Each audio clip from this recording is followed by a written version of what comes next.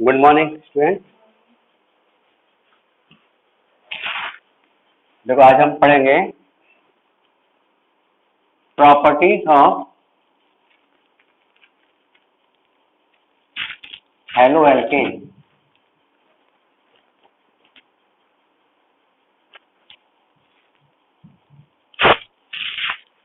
Properties of haloalkane और इनकी property जो पहले हम देख रहे हैं इसकी फिजिकल प्रॉपर्टी।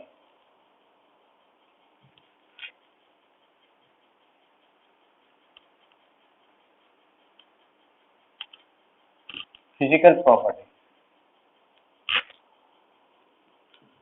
देखो, फिजिकल प्रॉपर्टी क्या पढ़ते हैं हम? इनकी फिजिकल स्टेट के बारे में, इनकी अवस्था कैसी है, सॉलिड है, लिक्विड है, गैस है ना।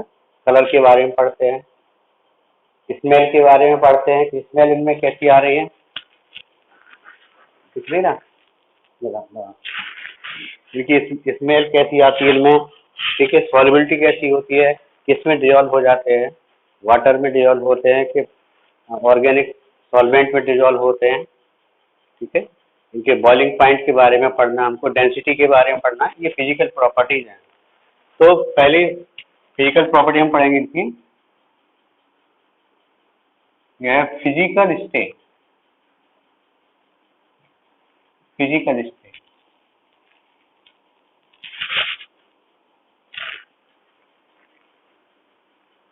फिजिकल स्टेट देखेंगे। देखो ये जो है यहाँ पर देखना CH3Cl, ये मिथाइल क्लोराइड और है CH3Br methyl bromide, CH3I methyl iodide, ठीक है। और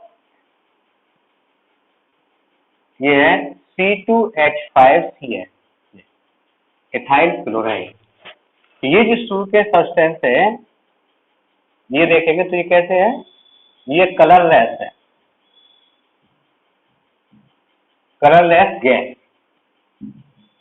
कैसे है, कलरलेस गैस है, गैस अवस्था में होते हैं और कलरलेस है, ठीक है। ये जो दिख रहा है आप यहाँ पर, ये देखना, ये CH3Br और CH3I, हम मतलब बात करते हैं किसकी, जो ब्रोमाइड है, चाहे कोई सा भी हो, जो ब्रोमाइड है और आयोडाइड है।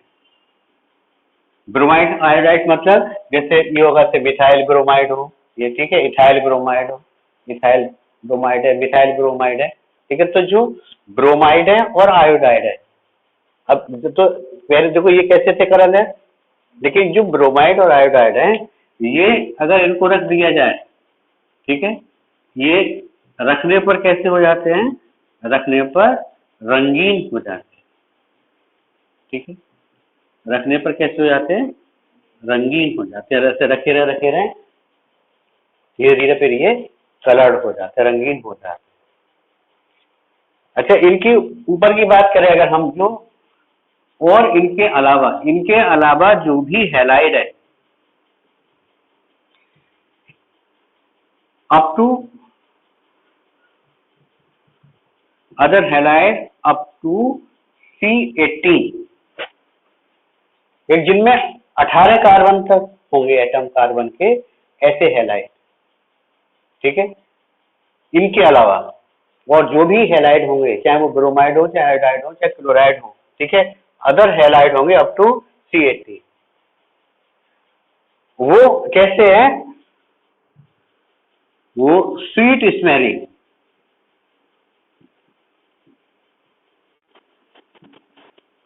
स्वीट स्मेलिंग लिक्विड है।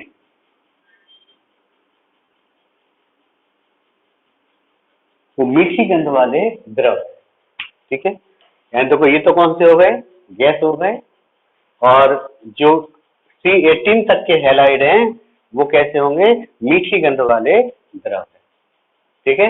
और इससे ऊपर के होंगे हायर एल्काइड,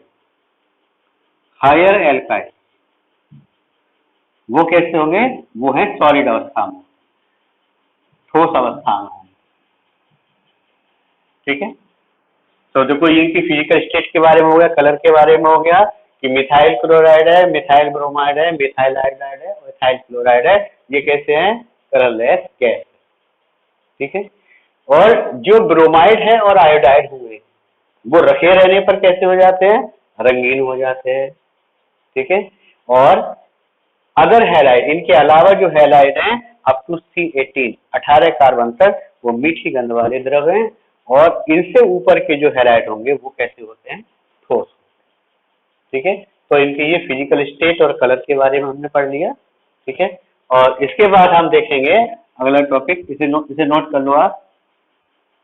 अगला टॉपिक देखेंगे हम इनके बॉइलिंग पॉइंट के बारे में।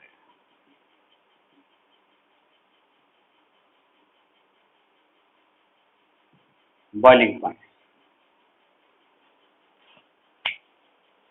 इसे नोट कर लो।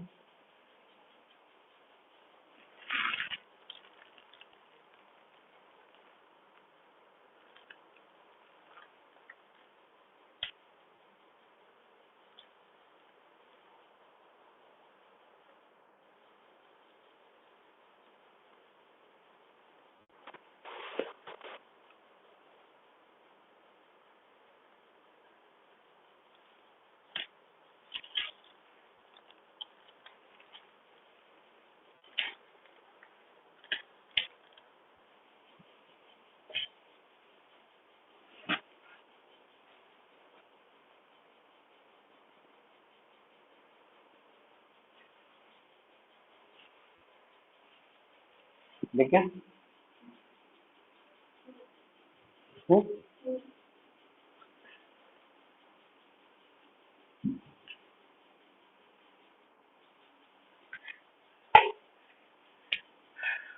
अभी देखो, जो बॉइलिंग पॉइंट के बारे में बात करें तो जैसे ये देखना है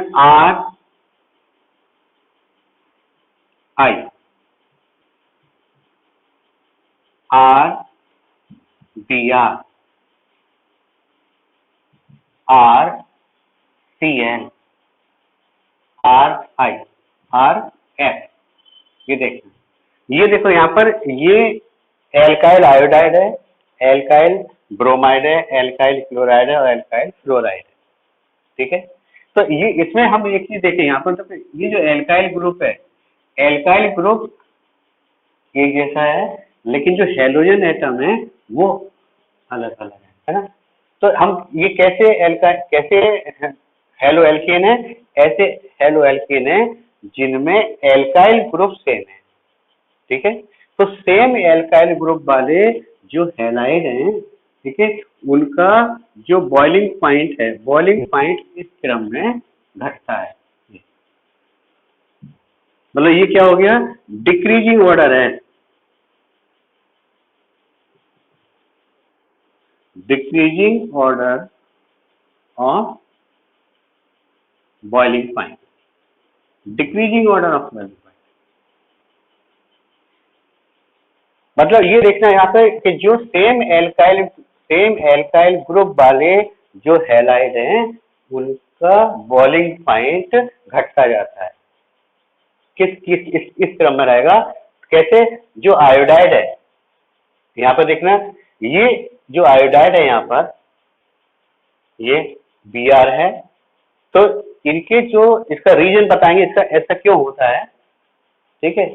अभी एक चीज देख लेना, जैसे एक एग्जाम्पल से हम समझ सकते हैं कि जैसे अगर हम कहें कि जैसे ये CH3I है और CH3Br ले लें, ये है मिथाइल आयोडाइड है और ये मिथाइल ब्रोमाइड है। ठीक है। तो जो मिथाइल आयोडाइड है, मिथाइल आयोडाइड का जो बॉइलिंग पॉइंट है वो है 315। ठीक है। करीब कितना होगा ये? 315.4 है और 276.6, 276.6 और 315.4 केल्विन। ठीक है। यहाँ देखो इसका रीजन है, पहले ये नोट कर लें, यहाँ पे नोट कर लीजिए। फॉर सेम एल्काइल ग्रुप और सेम एल्काइल ग्रुप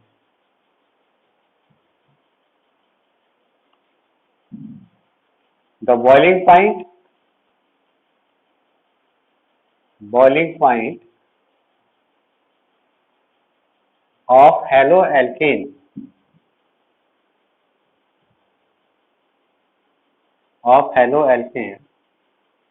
decreases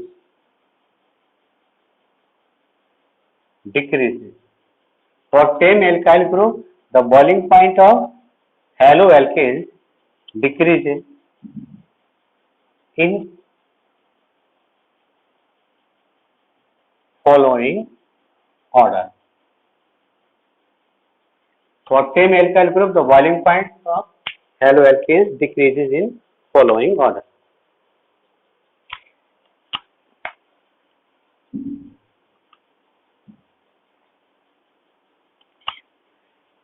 अब इसका देखो रीजन समझना, इसका रीजन समझना। रीजन क्या है इसका, ये देखना कि जैसे ये देखना, जैसे ये है मॉलिक्यूल, यहाँ पर है एक मॉलिक्यूल, ये है ठीक है। तो ये मॉलिक्यूल इस मॉलिक्यूल से अलग हो जाएगा अगर इनके बीच में जो फोर्स लगता है, वो फोर्स का नाम क्या है? Van der Waal, WAAN, van der Waal force. Van der Waal force जितना कम होगा, ठीक है, उतना बॉइलिंग पॉइंट कम होगा, और वांडरवाल फोर्स जितना ज्यादा होगा उतना बॉइलिंग पॉइंट भी ज्यादा होगा, ठीक है। देखो ये इस मॉलिक्यूल से अलग हो जाएगा, जितना आसानी से अलग हो जाएगा उतना बॉइलिंग पॉइंट कम, जितना कठिनता से अलग होगा उतना बॉइलिंग पॉइंट ज्यादा होगा, ठीक है। तो अब जो वांडरवाल फोर्स है, देखना ये जो हेलोजन एटम है, एल्काइल ग्रुप तो सेम है, सेम एल्काइल ग्रुप है, ठीक है। लेकिन ये जो हेलोजन एटम है, हेलोजन एटम को अगर हम देखें तो ये देखना कि हेलोजन एटम का साइज, हेलोजन एटम का साइज और दूसरा उनका मास, साइज और मास जितना अधिक होता है उतना वांडरवाल फोर्स ज्यादा लगता है, ठीक है। तो वांडरवाल फोर्स, अब देखो यहाँ पे देखेंगे, ये जो फ्लोरीन है, क्लोरीन है, ब्रोमीन है, आयोडीन है, तो सबसे बड़े साइज का यहाँ पर हेलोजन एटम कौन सा है? आयोडीन का एटम सबसे बड़े साइज का है। तो सबसे ज्यादा जो वांडरवाल फोर्स लगेगा वो आयोडाइड में लगेगा। यहाँ पर इनके जो मॉलिक्यूल्स होंगे, एल्काइल ब्रोमाइड के जो मॉलिक्यूल्स होंगे, उनके बीच में वांडरवाल फोर्स कम लगेगा, तो इसका जो बॉइलिंग पॉइंट है वो कम होगा, इसका बॉइलिंग पॉइंट ज्यादा है, ठीक है। तो यहाँ पे आप नोट कर लीजिए, यहाँ पे ये नोट करो, ये लिखो आप, इसका हेडिंग डालो रीजन, इसका रीजन, तो इसका रीजन देखना है, देखो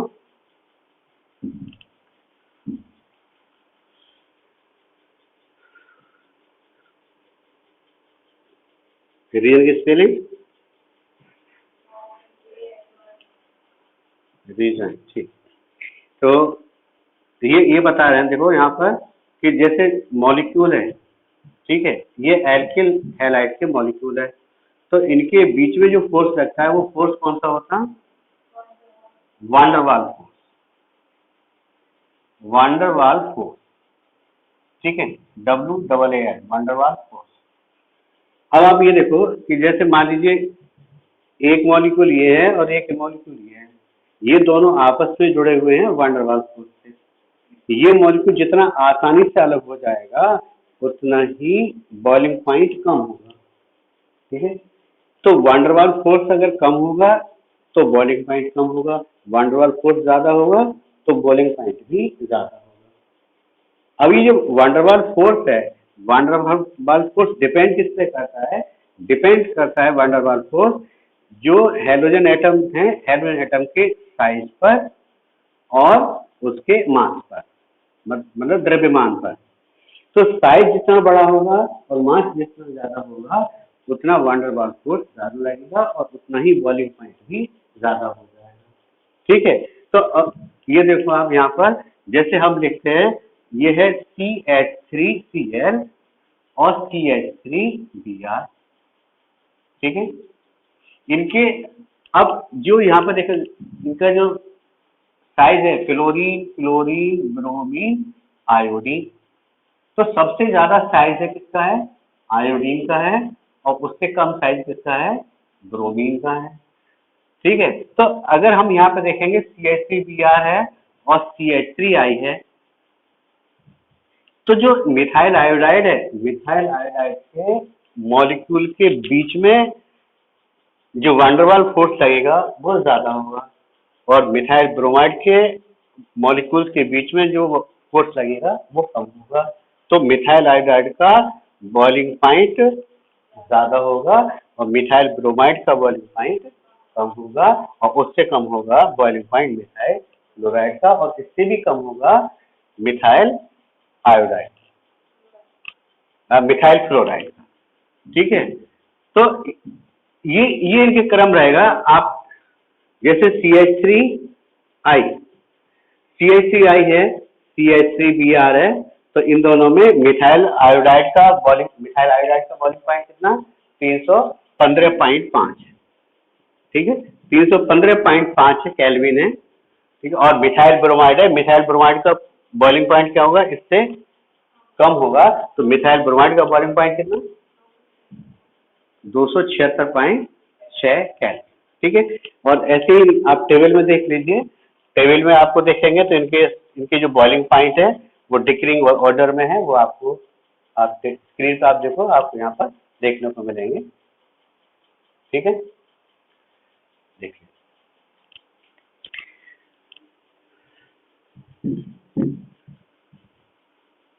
अब बात करते हैं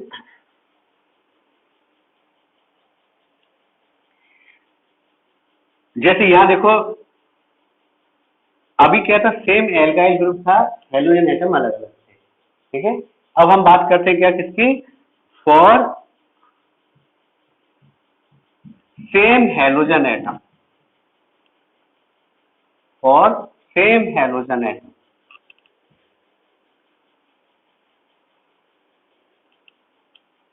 लेकिन उसमें होगा हेलोजन एटम तो सेम होंगे, लेकिन जो एल्काइल ग्रुप होंगे,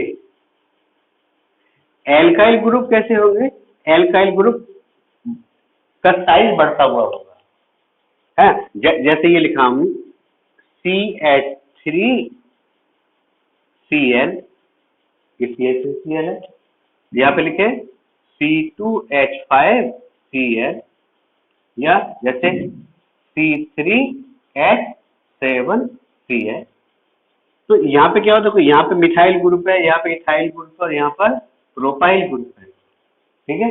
तो अगर हम बात करते हैं कि अगर हेलोजन एटम सेम है, लेकिन जो एल्काइल ग्रुप है, एल्काइल ग्रुप का साइज अगर बढ़ता चला जाता है, तो ऐसे हैलाइड के बारे में हम पढ़ेंगे। तो आप ये नोट करो जरा, लिखो, for same halogen atom,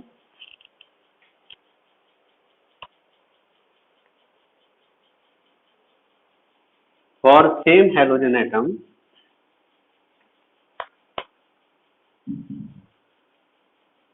the boiling point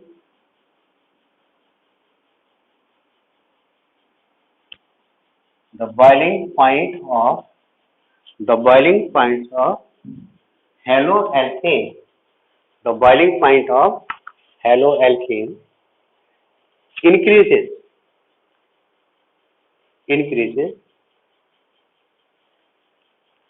with increase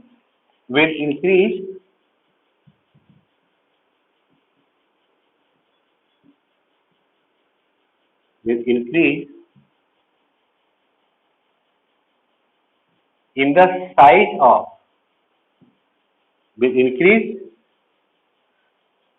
in the size of alkyl group, increase in the size of alkyl group, alkyl group का साइज जैसे जैसे बढ़ता जाएगा, ठीक है। तो आप देखो यहाँ फिर से वही कंडीशन, देखो जब साइज बढ़ेगा तो क्या होगा, जो वांडरवाल फोर्स है उसकी वैल्यू भी बढ़ जाएगी, और वांडरवाल फोर्स की वैल्यू बढ़ेगी तो बॉइलिंग पॉइंट बढ़ जाएगा। ठीक, मतलब अगर ये जो प्रोपाइल क्लोराइड है, प्रोपाइल क्लोराइड के अणुओं के बीच में जो वांडरवाल फोर्स लगेगा वो ज्यादा होगा, इससे कम फोर्स लगेगा इथाइल क्लोराइड के मॉलिक्यूल्स के बीच में फोर्स लगेगा, वांडरवाल फोर्स वो कम होगा। तो इनमें सबसे ज्यादा जो बॉइलिंग पॉइंट होगा वो किसका होगा, प्रोपाइल क्लोराइड का, और सबसे कम बॉइलिंग पॉइंट होगा वो होगा मिथाइल क्लोराइड का। ठीक है, तो जैसे मिथाइल क्लोराइड है, मिथाइल क्लोराइड का बॉइलिंग पॉइंट ये 248.8 248.8 केल्विन है। ठीक है, और जो इथाइल क्लोराइड है, इथाइल क्लोराइड का बॉइलिंग पॉइंट है 285.5 केल्विन। ठीक है, अब बाकी आप नोट कर लीजिए, स्क्रीन से नोट कर लीजिए, आपको यहाँ पे दिख रहे हैं, वहां से नोट कर लीजिए, स्क्रीन से नोट कर लीजिए। देखिए बॉइलिंग पॉइंट दे रखे हैं।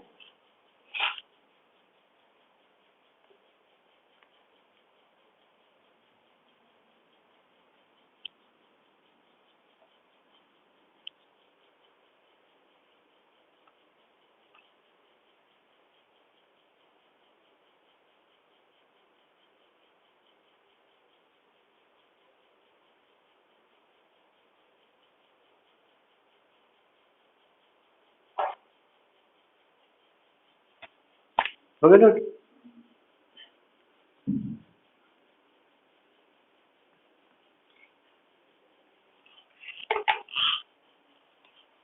अब आप ये देखो, जैसे ये लिखा हमने, ये है CH3 CH2 CH2 CH2 CH, ये है क्या, normal normal butyl chloride, normal butyl chloride. ठीक है, और ये लिख रहे हैं देखो यहाँ पर, ये है CH3 CH CH3 CH2 CH, ये है आइसोब्यूटाइल। टोटल कार्बन गिने जाते हैं, 1 2 3 4 कार्बन एटम है, तो आइसोब्यूटाइल क्लोराइड। ठीक है, ऐसे यहाँ पर लिखे, ये है CH3 CH3 CH3 CH, ये है टर्शरी ब्यूटाइल क्लोराइड। तो ये कैसे है हैलाइड बोले जाएंगे, ये कैसे isomeric halide, isomeric halide, isomeric halide है। ठीक है, आइसोमेरिक हैलाइड है। यहाँ पर यहाँ number of carbon atom same है, हेलोजन एटम सेम है, केवल यहाँ पर क्या है, यहाँ ये नॉर्मल एल्काइल ग्रुप है, यहाँ पर आइसो एल्काइल ग्रुप है, यहाँ पर आइसोब्यूटाइल है, यहाँ पे टर्शरी है, तो ये आइसोमेरिक हैलाइड है।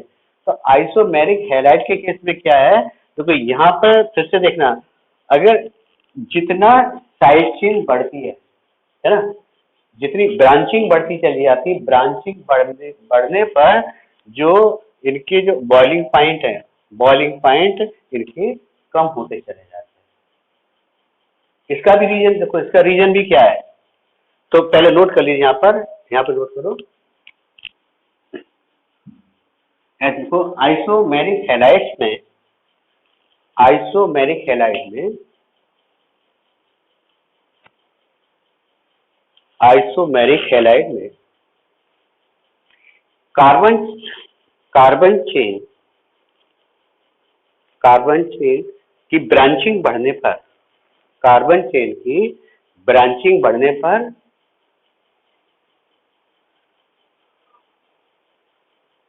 कार्बन चेन की ब्रांचिंग बढ़ने पर बॉइलिंग पॉइंट डिक्रीज होते हैं, घटते जाते हैं, डिक्रीज होते हैं।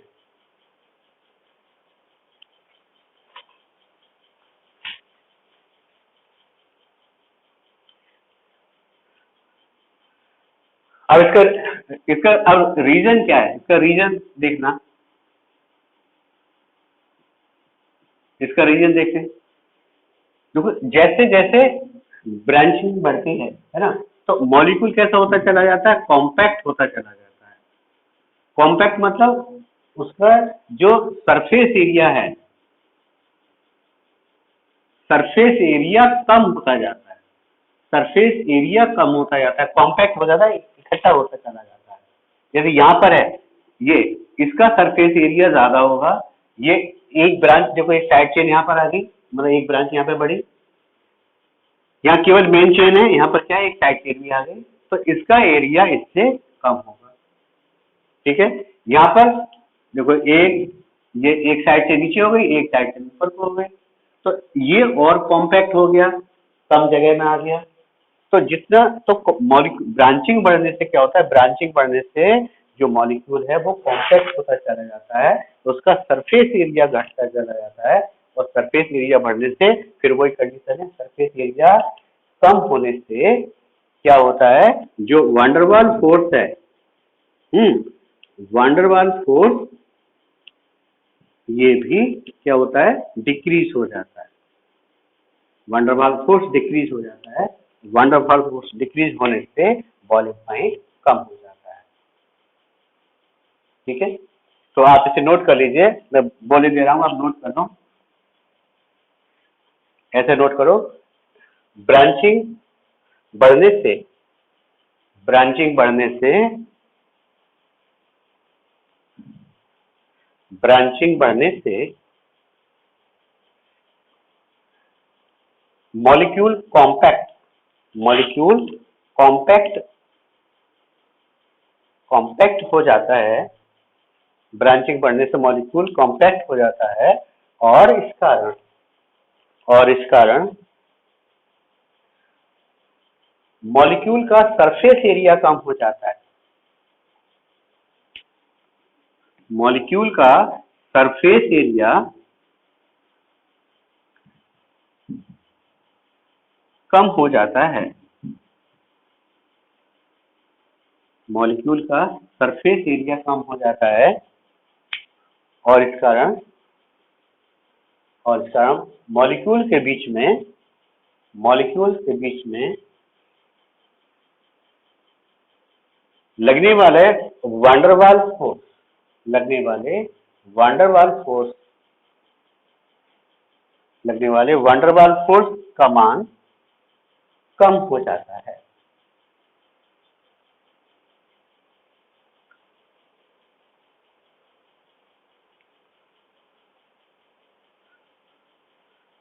ठीक है, तो ये देखेंगे यहाँ पर जो नॉर्मल ब्यूटाइल क्लोराइड है, इसका बॉइलिंग पॉइंट ज्यादा होगा, और ये जो आइसोब्यूटाइल क्लोराइड है, आइसोब्यूटाइल क्लोराइड का बॉइलिंग पॉइंट कम होगा। इसका बॉइलिंग पॉइंट कितना, 374 केल्विन, और इसका बॉइलिंग पॉइंट है 364 केल्विन। ठीक है, तो ब्रांच बढ़ने से बॉइलिंग पॉइंट कम होता चला जाता है। बाकी इनके बॉइलिंग पॉइंट है, आप देखो यहाँ पे टेबल में देख लीजिए, टेबल से नोट कर लीजिए, यहाँ से आपको देखने को मिल जाएंगे।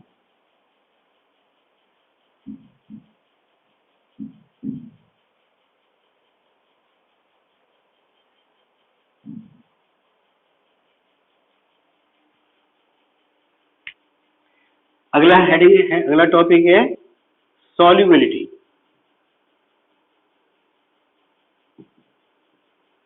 मतलब विलेयता, विलेयता।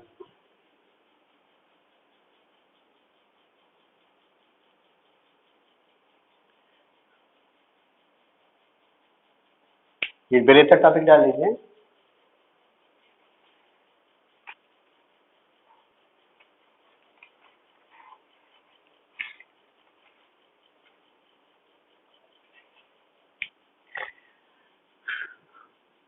देखो जो एल्काइल हैलाइड है, आरएक्स, ये कैसे कंपाउंड है, ये पोलर कंपाउंड होते हैं, ये पोलर कंपाउंड है, पोलर कंपाउंड मतलब ध्रुवीय है, ये ध्रुवीय यौगिक है। और जो विलेयता के बारे में बताएं, जो ध्रुवीय यौगिक होते हैं वो ध्रुवीय विलायकों में घुल जाते हैं, ध्रुवीय विलायक जैसे H2O है, ठीक है, H2 कैसे विलायक है? ध्रुवीय विलायक है। और ये एल्किल हैलाइड कैसे हैं? ये भी ध्रुवीय है। तो ध्रुवीय ध्रुवीय में घुल जाते हैं। लेकिन सुनना, लेकिन ये एल्किल हैलाइड ध्रुवीय होने के बावजूद भी H2O में सॉल्युबल नहीं होते। अब इसका रीजन क्या है? इसका रीजन ये है कि जो एल्किल हैलाइड है, एल्किल हैलाइड H2O के अणु के साथ में एक बॉन्ड होता है, जिसको बोलते हैं, हम लोगों ने पढ़ा था फर्स्ट ईयर में पढ़ा, ये हाइड्रोजन बॉन्ड होता है। कौन सा बॉन्ड है? Hydrogen bond. तो ये जो एल्किल हैलाइड है, एल्किल हैलाइड जल के अणुओं के साथ में हाइड्रोजन बॉन्ड नहीं बनाते हैं, इसलिए एल्किल हैलाइड जल के अणु में इनसॉल्युबल, जल में इनसॉल्युबल। लेकिन जो कार्बनिक विलायक है, कार्बनिक विलायक, कार्बनिक विलायक जैसे एल्कोहल है, ठीक है, एल्कोहल है, ईथर है, बेंजीन है, कार्बन टेट्रा क्लोराइड है, कार्बन टेट्रा क्लोराइड है, ये कार्बन टेट्रा क्लोराइड है। तो ऐसे जो कार्बनिक विलायक हैं, कार्बनिक विलायकों में ये एल्किल हैलाइड सॉल्युबल होते हैं, घुलनशील होते हैं, ठीक है। जल में अघुलनशील है क्योंकि ये जल के साथ में हाइड्रोजन बॉन्ड नहीं बनाते हैं, ठीक है। लेकिन कार्बनिक विलायक कार्बनिक विलायकों में विलय होते हैं। ये एक नियम है जिसको बोलते हैं like dissolve like, like dissolve like, यानी जो जैसा होता है वैसे में घुल जाता है। ये ध्रुवीय विलायक ध्रुवीय पदार्थ ध्रुवीय विलायक में घुल जाते हैं, कार्बनिक पदार्थ कार्बनिक विलायकों में घुल जाते हैं, सही है। तो ये कार्बनिक यौगिक है और विलायक कैसे हैं? कार्बनिक है। तो कार्बनिक पदार्थ है, कार्बनिक विलायक में ये घुल जाते हैं, ठीक है। ये लिख लो पॉइंट।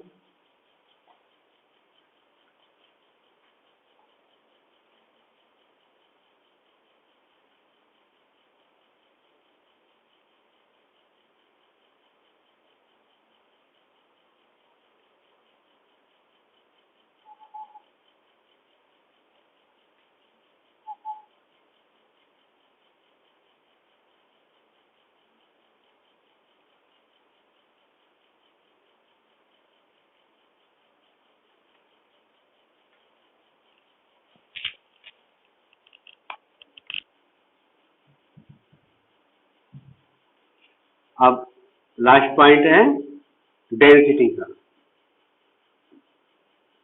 डेंसिटी डेंसिटी मतलब इनका घनत्व, हल्कापन, भारीपन। तो ये कंपेयर किया जाता है जल के साथ में, ठीक है। तो ये क्या होते हैं? ये जो एल्किल हैलाइड है, एल्किल हैलाइड कैसे है? जल की अपेक्षा कैसे होते हैं? जल की अपेक्षा कैसे होते हैं? हल्के होते हैं, जल की अपेक्षा हल्के होते हैं, ठीक है। जल की अपेक्षा हल्के हैं और इनका जो ऑर्डर है, जैसे RI, RI, RBr, RCl, इसमें जैसे RI इसका मास ज्यादा है, इसका Br इसका मास कम है, इसका द्रव्यमान कम है, ठीक है। तो साइज इसका मास जितना ज्यादा होगा उतना डेंसिटी ज्यादा होगी। क्लोरीन है, क्लोरीन का मास कम है, फिर Br है, तो ये सबसे हल्का होगा, ठीक है। जल की अपेक्षा सब हल्के हैं, जल की अपेक्षा सब हल्के हैं, लेकिन एल्किल हैलाइडों में इनमें आपस में देखा जाए तो जितना बड़ा साइज होता है हेलोजन एटम का उतना ये भारी होता है, ठीक है। और छोटे साइज वाला, छोटे मास वाला एल्किल हैलाइड उसकी डेंसिटी कम होती है, ठीक है। तो ये इनका ये कौन सा ऑर्डर बोलेंगे? डिक्रीजिंग ऑर्डर है ना। हाँ, ये डिक्रीजिंग ऑर्डर है।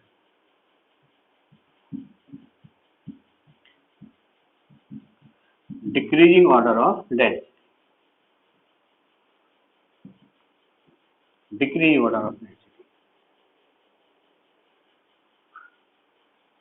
ठीक है, तो ये फिजिकल प्रॉपर्टीज ऑफ एल्केन, इनके बारे में हम लोगों ने पढ़ा। ठीक है, और कोई बात समझ में ना आई हो इसमें तो?